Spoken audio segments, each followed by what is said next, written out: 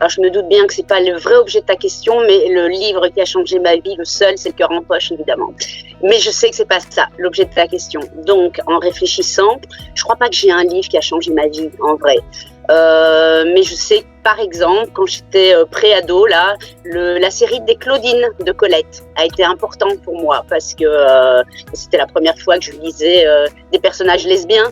Et les Claudines de Colette, c'était les seules qui pouvaient arriver dans le milieu qui était le mien et qui étaient à la bibliothèque communale. Donc peut-être, il n'a pas changé ma vie, mais en tout cas, il a été important pour moi, ouais, les Claudines de Colette.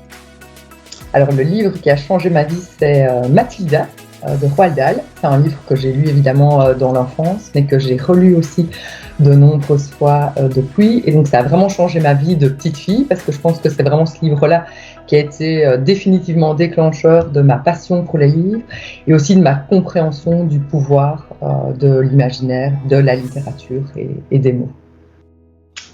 Oui, en fait, j'en ai deux, mais je vais commencer par celui qui a sans doute été le plus marquant pour moi, c'est Les Hauts de Hurlevent d'Emily Brontë, ce très grand roman anglais du 19e siècle que j'ai lu à l'âge de 12 ans, j'étais très jeune, et en même temps pas trop jeune, je crois que c'était assez idéal. Je pense que ça a vraiment forgé plein de choses chez moi, c'est-à-dire à la fois, bien sûr, une perception, une conception de l'amour, dans quelque chose d'assez violent, sauvage, compliqué, tourmenté, oui, ça certainement, mais alors aussi sans doute ma conception de la littérature, en tout cas de ce que j'aime en littérature. Et puis ça a été déjà alimenté chez moi un goût pour les paysages des îles britanniques que j'adore. J'aime beaucoup les îles britanniques, et je dis les îles britanniques parce que autant l'Angleterre que l'Écosse que l'Irlande, où je voyage beaucoup, et je n'y étais pas encore allée à l'époque, et donc c'était un fantasme absolu pour moi de découvrir à la fois cette histoire d'amour impossible et complètement singulière dans ces lieux qui me parlaient déjà énormément. Donc voilà, ça c'est peut-être, oui, c'est le livre. Alors après, bon, c'est très compliqué pour un écrivain de choisir, c'est une question impossible en fait, vous nous obligez à des choix très difficiles, mais voilà.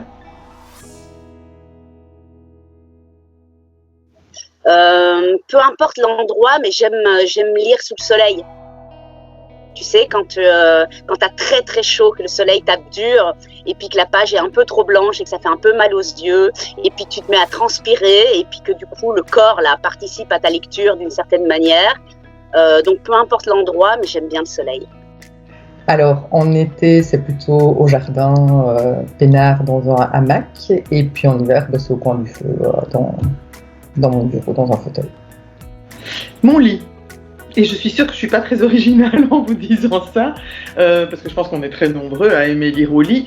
Cela dit, il y a quand même deux choses chez moi. C'est-à-dire que les romans que je lis chaque jour, je lis tous les jours, même quand il est très tard, même quand je suis très fatiguée, il faut que je lise un roman. Je suis une lectrice de romans, moi quand même, essentiellement. Je ne lis pas beaucoup d'essais, mais des romans, oui. Et là, c'est souvent le soir avant de m'endormir. C'est très important que ce soit à cette heure-là, cette heure très calme, très paisible, lumière tamisée, dans mon lit. Enfin bon. Maintenant, il m'est évidemment arrivé de dévorer des livres et de ne pas pouvoir attendre ce moment-là et de lire n'importe quand, n'importe où. Hein, ce sont des grands moments de lecture. Enfin, en général, c'est ça. Et puis sinon, tout ce qui est lecture qui n'est pas nécessairement romanesque et qui a à voir avec mon travail d'écrivain, donc tout ce qui est recherche, documentation, là c'est pendant la journée, c'est pendant les heures dites de travail, et j'entrelarde en général l'écriture et la lecture pour ne pas vraiment que ce soit des gros pavés de documentation. Il faut toujours que l'un soit nourri par l'autre, et en général d'ailleurs c'est quand je lis des choses, ben voilà, viennent des embranchements, des idées, des développements chez les personnages, et donc voilà. Mais sinon, ce grand moment au lit est quand même précieux. Papier. Résolument livre papier, donc j'ai pratiquement jamais acheté ni consulté de livres numériques. L'audio, j'ai assez de mal, donc je suis vraiment fort dans le toucher, l'objet de livre, les pages, leur grain, l'odeur du bouquin, enfin tout ça, c'est un réel plaisir qui s'ajoute à la lecture. C'est pas mon passé. Complètement papier, moi. Complètement papier, oui, oui. Bon, il m'arrive de lire des choses sur l'ordinateur parce que simplement ils ne sont pas accessibles ou c'est plus simple, surtout maintenant en période de Covid, se rendre dans les bibliothèques et tout ça, ça devient très, très compliqué. Donc ça, bien sûr, je peux lire sur un écran, mais ce ne sera certainement jamais un roman. Plutôt des livres historiques, des articles scientifiques, des choses comme ça. Mais sinon, non, je suis une grande amoureuse du livre, moi, du papier, de l'odeur, du toucher, du fait qu'il est soit neuf ou qu'il a déjà été beaucoup lu, mais j'aime autant l'un que l'autre. Je veux dire, ça raconte pas la même histoire, c'est autre chose, mais c'est tout aussi important. Et puis voilà, et puis des livres qu'on a lus il y a des années, qu'on retrouve un peu écornés, qui ont été prêtés, qui ont vécu. Tout ça fait partie du plaisir de la lecture. Voilà, donc je n'envisage même pas, je pense, de pouvoir lire sur une tablette. Peut-être si j'y étais forcée par... bon, évidemment, on me dirait, il n'y a plus de livres papier, il n'y a plus que ça. Bien entendu que ce serait ça. Mais je serais vraiment contrainte et forcée dans un monde futur qui peut-être adviendra. Je n'en sais rien. J'espère que non. En tout cas, pour le moment, je tiens beaucoup à mes livres papier.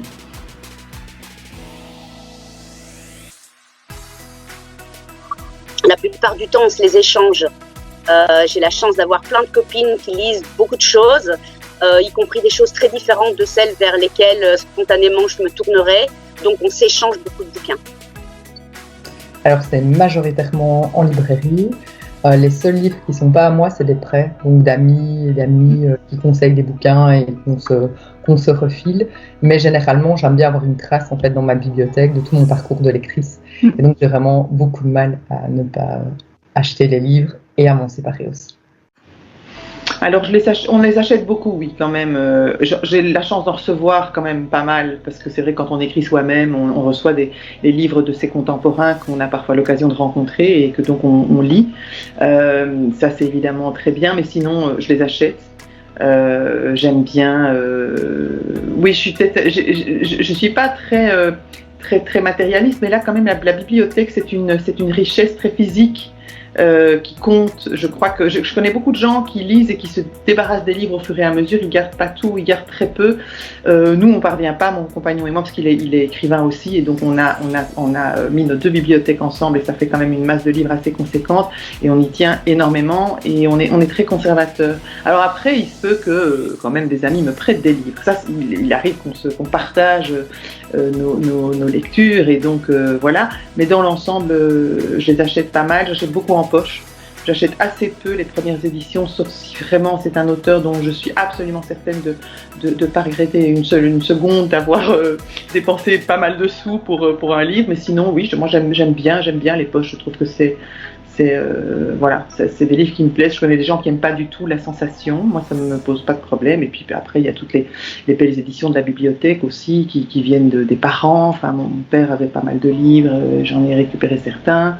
Et ça aussi, ça a une valeur sentimentale. Mais voilà. J'en ai aucune idée. Mais je dirais que je lis environ à minima un roman par semaine. Et après, je suis une lectrice de littérature jeunesse aussi, d'albums jeunesse, de romans graphiques, de BD.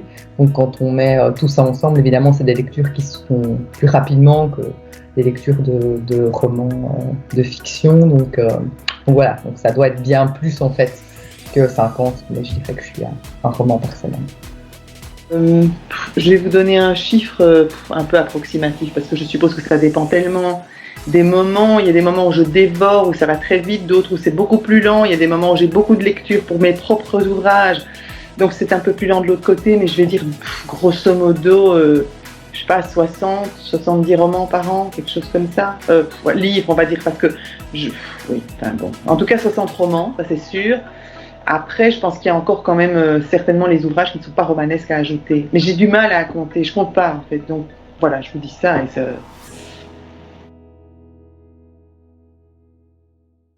Organiser, le mot est un peu fort.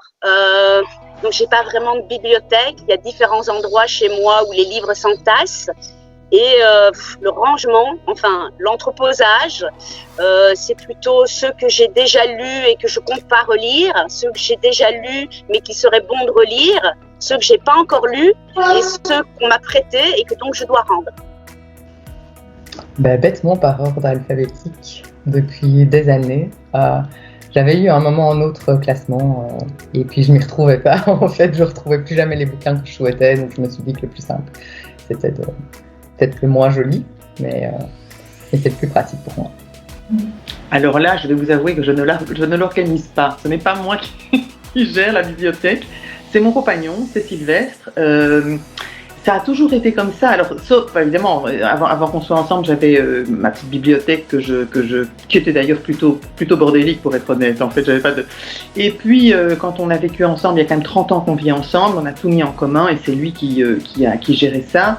Je sais même pas quelle est sa manière d'organiser la bibliothèque, mais en tout cas, je sais quand j'aimerais un roman que j'arrive pas à trouver parce que moi j'y passe trop de temps et que je sais pas comment il les range, il le trouve tout de suite, immédiatement. Et pourtant, on a vraiment beaucoup de livres et il trouve. Donc voilà, je pense qu'il a une mémoire visuelle parce qu'il les range pas nécessairement par genre, ni par éditeur, je ne sais pas comment il fait, mais en tout cas c'est très efficace.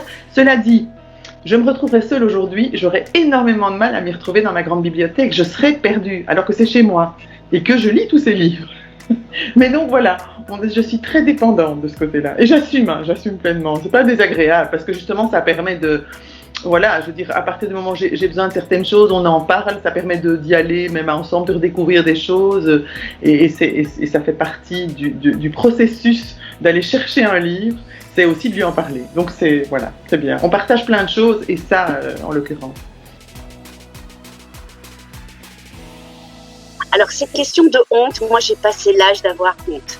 Donc, il y a plein de livres que je n'ai pas lus, mais vraiment plein, et je n'en ai aucune honte. Mais si tu veux un titre, je peux dire, j'ai pas lu Le deuxième sexe de Simone de Beauvoir, par exemple. Alors, ma très très grosse honte, c'est Voyage au bout de la nuit.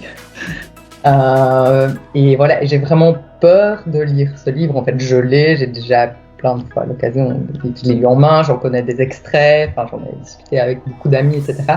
Mais voilà, j'ai l'impression que c'est vraiment le bouquin qui va être tellement un choc que je dois avoir le moment idéal en fait devant moi pour le lire.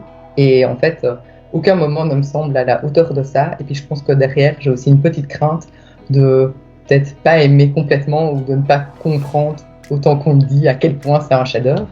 Et donc parfois, je freine un petit peu des deux mains, on va dire, puisque c'est livre en main. Et voilà, donc chaque fois, je projette de le lire et puis je postpose. On a tous nos petites culpabilités, je suppose. Enfin, je sais pas, peut-être qu'il y a des écrivains terriblement érudits qui n'ont aucune honte, mais non, moi j'en ai. Alors, de nouveau, c'est un peu comme les livres qui ont changé votre vie. Il y en a pas qu'un, mais je vais citer deux auteurs. Moi, je n'ai jamais lu, attention, je n'ai jamais lu Balzac et je n'ai jamais lu Zola. Vous voyez, c'est quand même des pavés.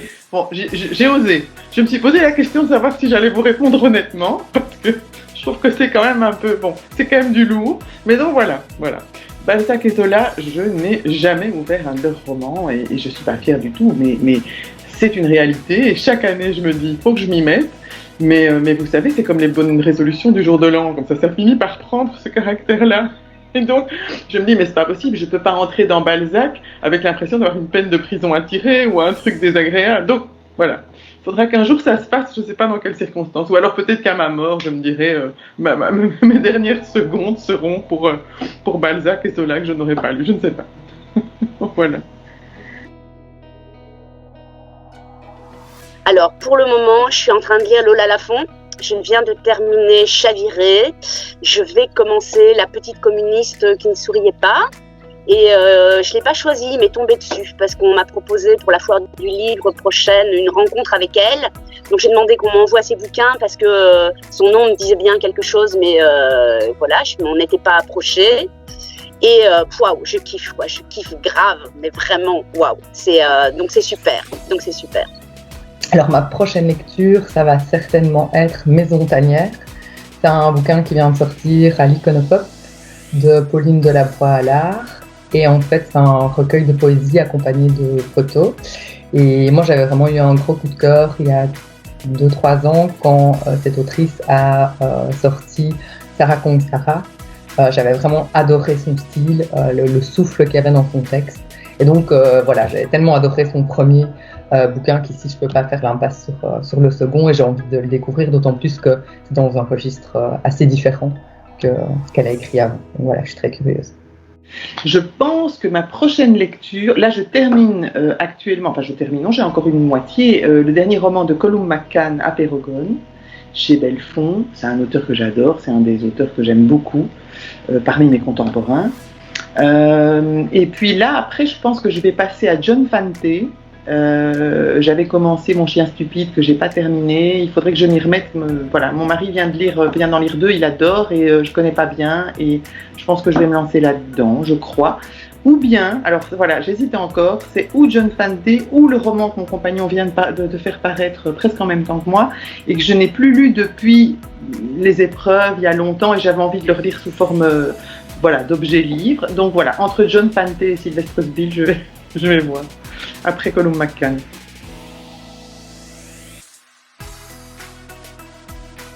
Pour le moment, non. Non, je suis désolée. Un coup de cœur en littérature belge.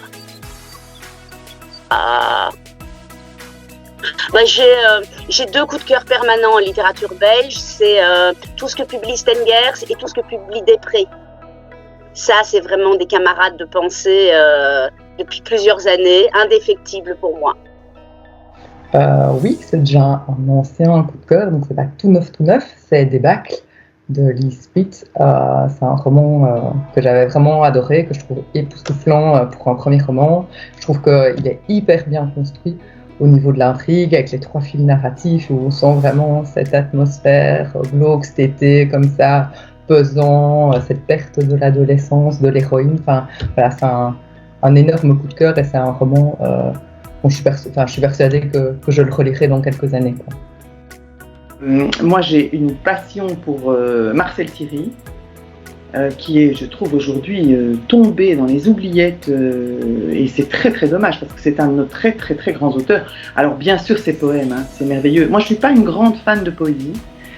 Sauf que pour le coup quand même, j'ai failli aussi, quand vous m'avez demandé le livre qui a marqué ma vie, il y avait quand même Baudelaire, Les Fleurs du Mal. Ça a été pour moi un énorme choc. Ça a été quelque chose d'incroyable. Je l'ai lu vers 14-15 ans. Voilà. Et bien Marcel Thierry, parce qu'on parle de poésie, peu de poètes me touchent vraiment. Et Marcel Thierry fait partie de ces poètes qui m'ont vraiment bouleversée, dont j'ai pu lire les 3 volumes je crois qu'il y a 3 gros volumes de poèmes, mais avec une fluidité et une passion. Ça c'est, enfin voilà. Après il y a toutes ces nouvelles qui sont très très belles aussi, nouvelles un peu d'anticipation étrange.